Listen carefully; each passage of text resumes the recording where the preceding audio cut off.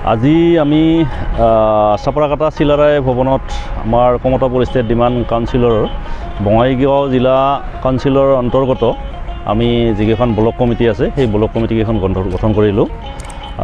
আমি আমাৰ যিটো কমতাপুৰ আন্দোলন, কমতাপুৰ ৰাজ্য পুনৰ উদ্ধাৰ, কোচ ৰাজবংশীসকলক জনজাতিকৰণ আৰু কমতাপুৰ ভাষা স্বীকৃতিকৰণ আৰু এনেকৈ 4-5টা দাবীক লৈ আমাৰ যি দীৰ্ঘদিনীয়া সংগ্ৰাম, আমাৰ KLO প্ৰধান শ্ৰদ্ধাৰ জীৱন সিংহ মহাশয় আৰু KLO কেন প্ৰধান DL ঘোষ মহাশয়ৰ নেতৃত্বত আমি কমতাপুৰ ষ্টেট ডিমাণ্ড কাউন্সিলৰ জন্ম দিছোঁ। আৰু সেই সূত্ৰে আজি আমি বঙাইগাঁও জিলাৰ অন্তৰ্গত ইতিমধ্যে আমাৰ 5খন ব্লকৰ 4খন ব্লক কমিটি আজি আমি ইয়াতে গঠন কৰিলোঁ। আৰু আহি থকা দিনকেইটাত আমি এই কমতাপুৰ ষ্টেট ডিমাণ্ড কাউন্সিলৰ ফালৰ পৰা আমি আমাৰ যিখিনি আন্দোলনৰ কাৰ্যসূচী, এই কাৰ্যসূচীলৈ আমি জংগীভাৱে নিৰূপণ কৰাৰ কাৰণে আমি আগবাঢ়িম।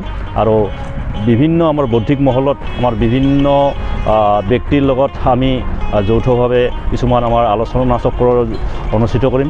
আৰু এনেকৈ আমি আমাৰ এই কমতাপুৰ আন্দোলনৰ যিটো ৰাস্তা, কেনেকৈ আমি আগবাঢ়িলে ভাল হয়, এই ধৰণৰ আমি কৰ্মশালাৰ ব্যৱস্থা কৰিম। গতিকে আমি আহি থকা দিনকেইটাত যাতে আমাৰ কোচ ৰাজবংশী সম্প্ৰদায়ৰ দল সংগঠনবিলাক বা মানুহবিলাক আমি গোটেইখনে যাতে একগোট হৈ আমি আন্দোলন কৰিব পাৰোঁ, একগোট হৈ থাকিব পাৰোঁ, তেতিয়াহ'লে আমাৰ শক্তিটো বৃদ্ধি পাব। গতিকে আমি আহি থকা দিনবিলাকত এনেদৰে আমাৰ কাৰ্যসূচীবিলাক নিৰূপণ কৰি যাম। বঙাইগাঁও জিলা অন্তৰ্গত 4খন কাউন্সিল আজি আমি গঠন কৰিলোঁ। আৰু এই 4খন কাউন্সিলৰ মই নামবিলাক কৈছোঁ। বঙাইগাঁও জিলা কমতাপুৰ ষ্টেট ডিমাণ্ড কাউন্সিলৰ অন্তৰ্গত 4খন কাউন্সিলৰ ভিতৰত মই প্ৰথমতে ঘোষণা কৰিছোঁ সৃজনগ্ৰাম ব্লক কাউন্সিল।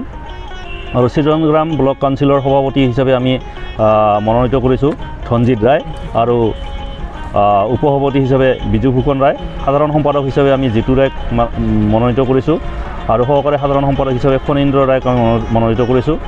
সাংগঠনিক সম্পাদক হিচাপে আমি মনোনীত কৰিছোঁ ৰাহুল ৰায়। সহ সাংগঠনিক সম্পাদক হিচাপে আমি মনোনীত কৰিছোঁ বিশ্বজিৎ বৰ্মন, আৰু বিত্ত সম্পাদক হিচাপে আমি মনোনীত কৰিছোঁ জনচন ৰায়। ইয়াৰ পিছত আমি ডাংতল ব্লক কমিটি কাউন্সিলখন গঠন কৰিছোঁ। ডাংতল ব্লক কাউন্সিলৰ সভাপতি হিচাপে আমি মনোনীত কৰিছোঁ বিবেকানন্দ ৰায়, উপসভাপতি গিৰীন সিংহ, সম্পাদক হিচাপে আমি অজয় সিংহক, সহ সম্পাদক হিচাপে জয়ন্ত সিংহ, সাংগঠনিক সম্পাদক জ্যোতিপ্ৰসাদ বৰ্মন, আৰু বিত্ত সম্পাদক হিচাপে আমি মানিক পাঠকক মনোনীত কৰিছোঁ, আৰু সাংস্কৃতিক সম্পাদক হিচাপে আমি মনোনীত কৰিছোঁ ভুৱন ৰায়ক, আৰু কোঅৰ্ডিনেটৰ অৰ্থাৎ সমন্বয়ক হিচাপে আমি মনোনীত কৰিছোঁ দুৰ্গেশ্বৰ পাঠক। তাৰপিছত আমি মানিকপুৰ ব্লক কাউন্সিল গঠন কৰিছোঁ। মানিকপুৰ ব্লক কাউন্সিলৰ সভাপতি হিচাপে আমি মনোনীত কৰিছোঁ নাৰায়ণ ৰায়ক, উপসভাপতি অজয় বৰ্মন, সাধাৰণ সম্পাদক হিচাপে আমি বিপুল ৰায়ক, সহ সাধাৰণ সম্পাদক হিচাপে ৰাজীৱ ৰায়, সাংগঠনিক সম্পাদক অৰবিন্দ চৌধুৰী, সহ সাংগঠনিক সম্পাদক বলৰাম ৰায়, বিত্ত সম্পাদক প্ৰভাত চন্দ্ৰ ৰায়, সহ বিত্ত সম্পাদক ভৱানন্দ ৰায়, সাংস্কৃতিক সম্পাদক হিচাপে আমি মনোনীত কৰিছোঁ গংগাৰাম ৰায়, সহ সাংস্কৃতিক সম্পাদক ভাস্কৰ ৰায়, আৰু কোঅৰ্ডিনেটৰ অৰ্থাৎ সমন্বয়ক হিচাপে আমি মানিকপুৰ ব্লক কাউন্সিলৰ পৰা মনোনীত কৰিছোঁ মতিলাল ৰায়ক। ইয়াৰ পিছত আমি বৈতামাৰী ব্লক কাউন্সিলখন ঘোষণা কৰিছোঁ। বৈতামাৰী ব্লক কাউন্সিলৰ সভাপতি হিচাপে আছে কমল মহাজন, তাৰপিছত সম্পাদক হিচাপে আছে ডালিম চৰকাৰ, সহ সম্পাদক হিচাপে আছে ভৱেন ৰায়, সাংগঠনিক সম্পাদক হিচাপে আছে মিলন চৰকাৰ, সহ সাংগঠনিক সম্পাদক সঞ্জীৱ বৰ্মন, আমাৰ সহ বিত্ত সম্পাদক আছে কিশোৰ ৰায়, সাংস্কৃতিক সম্পাদক দিব্যজ্যোতি ৰায়, সহ সাংস্কৃতিক সম্পাদক হিচাপে আমি মনোনীত কৰিছোঁ ৰমেশ ৰায়, আৰু কোঅৰ্ডিনেটৰ অৰ্থাৎ সমন্বয়ক হিচাপে আমি মনোনীত কৰিছোঁ জিতেন চৰকাৰক। গতিকে আমাৰ আজি এই 4খন ব্লক কাউন্সিল আমি ঘোষণা কৰিলোঁ।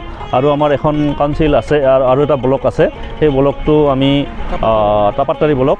এটা বিশেষ কাৰণত আজি আমি ঘোষণা কৰিব নোৱাৰোঁ, পৰৱৰ্তী সময়ত আমি এই তাপাত্তাৰী ব্লকটো আমি ঘোষণা কৰিম।